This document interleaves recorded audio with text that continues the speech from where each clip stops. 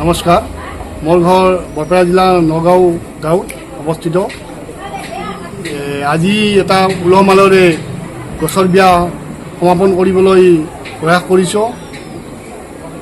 গছৰ বিয়াটো এনেকুৱা ধৰণৰ যে মন্দিৰ যেতিয়া আমাৰ থিতাপি হৈছিল বেলগছেৰে সৈতে, তাৰপিছত অট'মেটিক আহঁত গছ আৰু বটগছ গজি আহিছে, আহি পেলাই দুইডাল মেৰপাচ লগাই ইমান ডাঙৰ দীঘল হৈছে। মই 2-4জনমান জ্যোতিষী আৰু ব্ৰাহ্মণ পুৰোহিতক সোধাৰ পিছত তেওঁলোকে এখন বট আৰু আহঁতৰ মাজত বিয়া পাতি দিবলৈ ক'লে। সেই হেতুকে তেওঁলোকৰ পৰামৰ্শ আগত লৈ পেলাই মই আজি বট আৰু আহঁত গছৰ বিয়া পাতিবলৈ প্ৰয়াস কৰিছোঁ। আৰু এই চেগতে নিউজ লাইভৰ কৰ্মকৰ্তালৈ মই ধন্যবাদ জনাইছোঁ। সম্পূৰ্ণ হিন্দু ধৰ্মৰ নীতি পৰম্পৰাৰে মই এই বিয়াখন পাতিছোঁ। মোৰ 3গৰাকী পুৰোহিত আছে। হিন্দু বিয়াৰ ৰীতি নীতিৰে পানী তোলা হৈছে আৰু গোটেইখিনি হৈছে ৰাতি হোমযজ্ঞ হ'ব। ৰাতি 6:30-7টা বজাত হোমযজ্ঞ কৰা হ'ব আৰু গোটেইখিনি মই হিন্দু নীতি নিয়মে গোটেই গাঁৱৰ মানুহখিনি উপস্থিত আছে। গোটেই মানুহখিনিয়ে মোক সহযোগ কৰিছে আৰু তেওঁলোককো ধন্যবাদ জনাইছোঁ। মতা নমতা কথা নাই, গোটেই আগবাঢ়ি আহিছে মানুহখিনিয়ে। এনেকুৱা এটা অলৌকিক ঘটনা চাবলৈ গাঁৱৰ মানুহ হেতা ওপৰত লাগিছে। আপুনি কি বাৰ্তা দিব বিচাৰিছে এইটোৰ জৰিয়তে? মই এইটোৰ জৰিয়তে ইয়াকে বাৰ্তা দিব বিচাৰিছোঁ যে গোটেই অল অসমৰ মানুহে এইখিনি জ্ঞাত হওক যে এনেকুৱা ধৰণৰ, মইতো বেলেগ কথা, মোৰ বয়স 50 বছৰ পাৰ হ'ল, এনেকুৱা বিৰল ঘটনা মই দেখা নাই, শুনা নাছিলোঁ।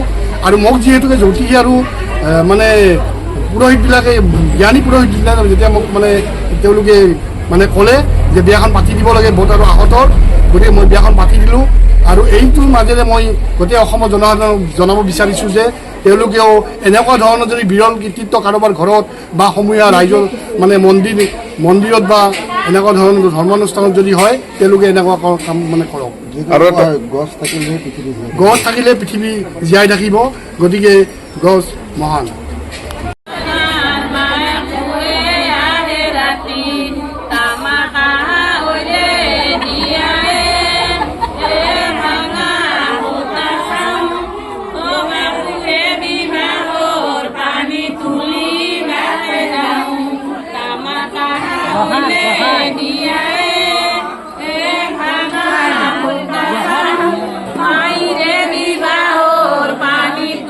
নমস্কাৰ, মোৰ ঘৰ বৰপেটা জিলাৰ নগাঁও গাঁৱত অৱস্থিত।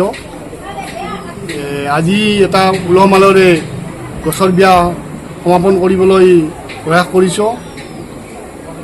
গছৰ বিয়াটো এনেকুৱা ধৰণৰ যে মন্দিৰ যেতিয়া আমাৰ থিতাপি হৈছিল বেলগছেৰে সৈতে, তাৰপিছত অট'মেটিক আহঁত গছ আৰু বটগছ গজি আহিছে, আহি পেলাই দুইডাল মেৰপাচ লগাই ইমান ডাঙৰ দীঘল হৈছে। মই 2-4জনমান জ্যোতিষী আৰু ব্ৰাহ্মণ পুৰোহিতক সোধাৰ পিছত তেওঁলোকে এখন বট আৰু আহঁতৰ মাজত বিয়া পাতি দিবলৈ ক'লে। সেই হেতুকে তেওঁলোকৰ পৰামৰ্শ আগত লৈ পেলাই মই আজি বট আৰু আহঁত গছৰ বিয়া পাতিবলৈ প্ৰয়াস কৰিছোঁ। আৰু এই চেগতে নিউজ লাইভৰ কৰ্মকৰ্তালৈ মই ধন্যবাদ জনাইছোঁ। সম্পূৰ্ণ হিন্দু ধৰ্মৰ নীতি পৰম্পৰাৰে মই এই বিয়াখন পাতিছোঁ। মোৰ 3গৰাকী পুৰোহিত আছে। হিন্দু বিয়াৰ ৰীতি নীতিৰে পানী তোলা হৈছে আৰু গোটেইখিনি হৈছে ৰাতি হোমযজ্ঞ হ'ব। ৰাতি 6:30-7টা বজাত হোমযজ্ঞ কৰা হ'ব আৰু গোটেইখিনি মই হিন্দু নীতি নিয়মে গোটেই গাঁৱৰ মানুহখিনি উপস্থিত আছে। গোটেই মানুহখিনিয়ে মোক সহযোগ কৰিছে আৰু তেওঁলোককো ধন্যবাদ জনাইছোঁ। মতা নমতা কথা নাই, গোটেই আগবাঢ়ি আহিছে মানুহখিনিয়ে। এনেকুৱা এটা অলৌকিক ঘটনা চাবলৈ গাঁৱৰ মানুহ হেতা ওপৰত লাগিছে। আপুনি কি বাৰ্তা দিব বিচাৰিছে এইটোৰ জৰিয়তে?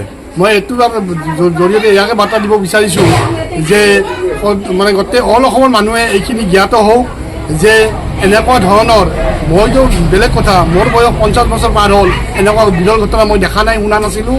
আৰু মোক যিহেতুকে জ্যোতিষী আৰু পুৰোহিতবিলাকে, জ্ঞানী পুৰোহিতবিলাকে যেতিয়া মোক তেওঁলোকে ক'লে যে বিয়াখন পাতি দিব লাগে বট আৰু আহঁতৰ, গতিকে মই বিয়াখন পাতি দিলোঁ। আৰু এইটোৰ মাজেৰে মই গোটেই অসমৰ জনসাধাৰণক জনাব বিচাৰিছোঁ যে তেওঁলোকেও এনেকুৱা ধৰণৰ যদি বিৰল কৃতিত্ব কাৰোবাৰ ঘৰত বা সমূহীয়া ৰাইজৰ মন্দিৰত বা এনেকুৱা ধৰণৰ ধৰ্মানুষ্ঠানত যদি হয় তেওঁলোকে এনেকুৱা কাম মানে কৰক। আৰু এটা গছ থাকিলে পৃথিৱী গছ থাকিলে পৃথিৱী জীয়াই থাকিব, গতিকে গছ মহান।